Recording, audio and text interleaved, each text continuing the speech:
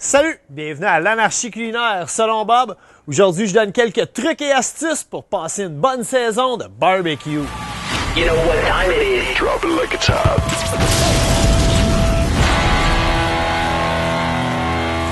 Que vous utilisez un barbecue à gaz ou un barbecue traditionnel, l'important, c'est pas manquer de propane ou de briquettes.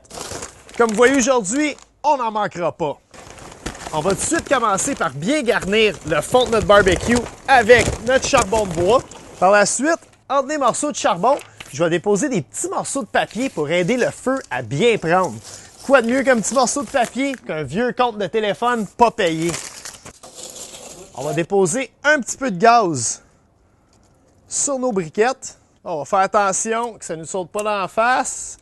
Et voilà, ça brûle à Montréal. Une fois qu'on a une belle braise, c'est bien important de nettoyer son grill. Donc avec une bonne brosse à barbecue, on va nettoyer bien comme il faut notre surface de cuisson.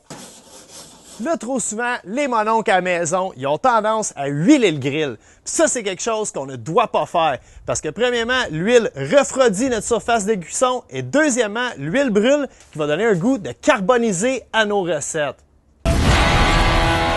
Le règlement le plus important quand on fait du barbecue, c'est de déposer notre viande sur une surface de cuisson extrêmement chaude. Ça va permettre à notre viande de bien saisir. Ça va aussi permettre au jus de rester à l'intérieur de la viande. C'est ça qu'on veut. Aussi, c'est très important de bien laisser la viande cuire avant qu'on essaie de la retourner. Parce que si on essaie, on voit qu'elle est déjà collée sur le grill. Mais quand la viande va être bien saisie, elle va se décoller naturellement. Les mononcles à la maison ont souvent tendance aussi à flipper les boulettes inutilement. On ne fait que tourner la boulette qu'une fois et on laisse la cuisson poursuivre. Aussi, on a tendance à souvent peser sur notre boulette. Ça, on veut vraiment pas faire ça parce que c'est possible de manger une viande qui est bien cuite et juteuse à la fois.